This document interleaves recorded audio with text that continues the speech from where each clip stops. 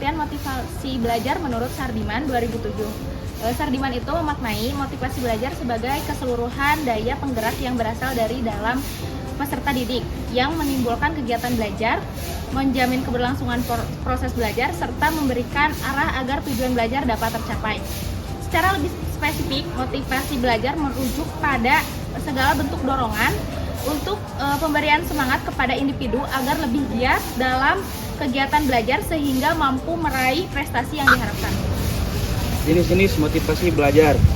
Yang pertama, ada motivasi intrinsikrik, merupakan dorongan belajar yang berasal dari dalam diri peserta didik, serta siswa belajar bukan karena paksaan atau imbalan dari luar, tetapi karena adanya keinginan, minat, dan rasa ingin tahu dalam dirinya. Yang kedua, ada motivasi ekstrinsik, merupakan dorongan belajar yang berasal dari faktor luar seperti nilai, hadir, ujian, ataupun untuk menghindari hukum. Selain jenis motivasi, terdapat juga prinsip-prinsip motivasi belajar dalam proses pembelajaran. Yang pertama, motivasi merupakan penggerak utama dalam aktivitas belajar. Tanpa adanya motivasi, seseorang akan sulit untuk melakukan kegiatan belajar secara maksimal. Yang kedua, motivasi intrinsik lebih utama daripada dengan motivasi ekstrinsik. Motivasi intrinsik karena motivasi yang berasal dari dalam diri cenderung lebih kuat, bertahan lebih lama. Ketiga, ujian lebih efektif daripada hukuman dalam meningkatkan semangat belajar.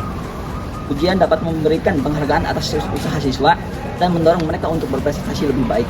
Keempat, motivasi berkaitan erat dengan kebutuhan belajar siswa, seperti kebutuhan akan perhatian, penghargaan, atau rasa ingin tahu terhadap suatu hal. Dan yang terakhir, motivasi dapat menumbuhkan sikap optimis dalam belajar siswa. Siswa yang memiliki motivasi tinggi biasanya yakin bahwa usaha belajar yang mereka lakukan akan memberikan manfaat bagi masa depan. Dengan demikian, dapat disimpulkan bahwa motivasi memiliki peran yang sangat penting dalam proses pembelajaran, karena motivasi menjadi faktor yang mendorong siswa untuk belajar dengan lebih aktif, tekun, dan percaya diri. Secara umum, faktor-faktor yang memengaruhi motivasi belajar siswa dapat dibedakan menjadi dua. Yang pertama ada faktor internal, yang kedua ada faktor eksternal. Nah, untuk faktor internal merupakan faktor yang berasal dari dalam diri siswa.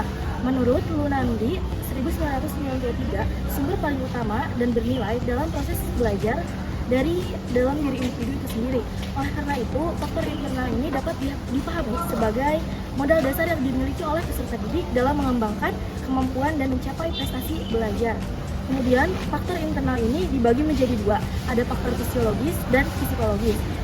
Nah, untuk faktor fisiologis, kondisi fisik yang sehat sangat sekali untuk berpengaruh gitu terhadap keberhasilan belajar peserta didik, karena tubuh yang sehat dan bebas akan menunjang semangat, konsentrasi, dan daya tahan tubuh dalam mengikuti proses pembelajaran. Dan faktor psikologis.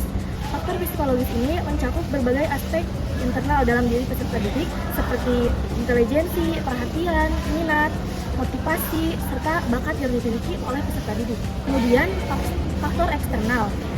Faktor eksternal ini adalah kondisi lingkungan yang mengelilingi siswa selama proses belajar. Yang pertama, tentunya gitu peran guru yang dimana termasuk metode mengajar, gaya komunikasi, dan sikap guru terhadap siswa. Kemudian ada lingkungan keluarga seperti dukungan dari orang tua dan suasana belajar di rumah.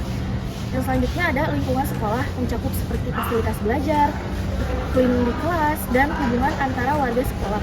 Kemudian lingkungan sosial, seperti teman sebaya dan masyarakat sekitar. Kemudian yang terakhir ada sarana dan prasarana pembelajaran, yang dapat menunjang kenyamanan dan efektivitas pembelajaran. Menurut Sardiman, terdapat beberapa strategi yang dapat dilakukan guru untuk meningkatkan motivasi belajar siswa. Yang pertama yaitu pemberian nilai atau angka. Pemberian nilai ini bisa mendorong siswa untuk belajar karena mendapatkan nilai yang lebih baik atau lebih tinggi di dalam ulangan maupun di raport. Yang kedua, pemberian hadiah. Pemberian hadiah ini bisa menjadi motivasi yang efektif, terutama jika diberikan pada kegiatan yang memang diminati oleh siswa. Dengan adanya hadiah, siswa biasanya akan lebih bersemangat dalam mengikuti proses pembelajaran. Yang ketiga, ada penerapan kompetensi atau persaingan, baik secara individu maupun kelompok. Persaingan yang sehat dapat mendorong siswa untuk belajar lebih giat dan berusaha mencapai hasil yang terbaik. Yang keempat, menumbuhkan keterlibatan siswa dalam belajar. Guru itu perlu membuat siswa merasa bahwa tugas yang diberikan merupakan tantangan yang penting bagi dirinya. Dengan begitu, siswa akan memotivasi dirinya untuk lebih giat belajar lagi. Yang kelima, pelaksanaan ulangan. Biasanya siswa akan belajar sebelum pelaksanaan ulangan dan itu akan membuat siswa termotivasi untuk lebih giat belajar lagi agar mendapatkan hasil nilai ulangan yang lebih baik. Kemudian yang keenam, memberikan umpan balik terhadap hasil belajar siswa. Ketika siswa mengetahui perkembangan hasil belajarnya, mereka akan lebih termotivasi untuk mempertahankan bahkan meningkatkan prestasinya. Dan terakhir yaitu pemberian pujian dan hukuman.